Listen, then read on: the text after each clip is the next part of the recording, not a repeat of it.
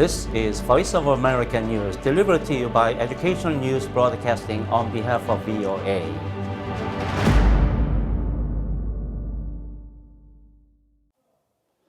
Good evening, viewers. I'm Hae-Sung Lee, a professor at Georgia Central University, and here's tonight's news. Russia used its UN Security Council veto to end the monitoring of UN sanctions against North Korea after the monitors reported on Moscow's violations. U.S. Envoy Robert Wood said, quote, "Today's vote will only embolden the DPRK to act with further impunity as the DPRK jeopardizes global security through the development of long-range ballistic missiles and sanctions evasion efforts." DPRK is the abbreviation for North Korea's official name, the Democratic People's Republic of Korea. While the monitors' work will be halted, the sanctions remain in effect, and the Security Council Sanctions Committee will continue to oversee their implementation.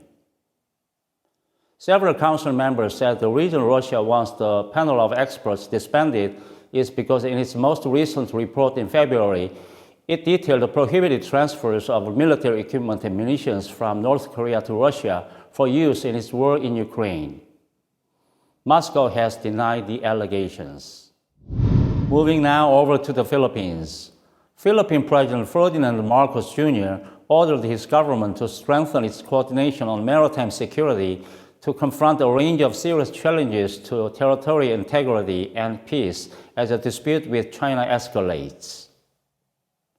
The order made public on Sunday does not mention China, but follows a series of bilateral maritime confrontations and mutual accusations over the disputed area of the South China Sea.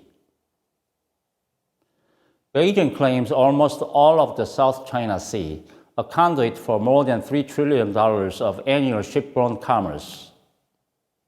China's claims overlap those of the Philippines, Vietnam, Indonesia, Malaysia, and Brunei. The Permanent Court of Arbitration in 2016 said China's claims had no legal basis. The latest flare-up occurred the weekend before last, when China used water cannon to disrupt a Philippine resupply mission to the second Thomas Shoal for soldiers guarding a warship intentionally grounded on a reef 25 years ago. We now turn to U.S. news. The latest U.S. inflation data are, quote, "along the lines of what you'd like to see," Federal Reserve Chair Jerome Powell said in comments that appear to keep the central bank's baseline for interest rate cuts this year intact. The personal consumption expenditures, or PCE price index data for February, which were released last Friday, were, quote, "what we were expecting," Powell said. Powell said during an appearance at the San Francisco Fed, quote, "the data last month were not as low as most of the good readings we got in the second half of last year, but it's definitely more along the lines of what we want to see." Particularly, Powell indicated the latest PCE report did not undermine the central bank's baseline outlook, but said with the economy on a strong footing, quote, "that means we don't need to be in a hurry to cut interest rates." He further commented, quote, "the decision to begin to reduce rates is a very, very important one. The economy is strong right now, and the labor market is strong now, and inflation has been coming down. We can and we will be careful about this decision because we can be." Well, this concludes ENB's 9 o'clock news for Tuesday, April 2nd.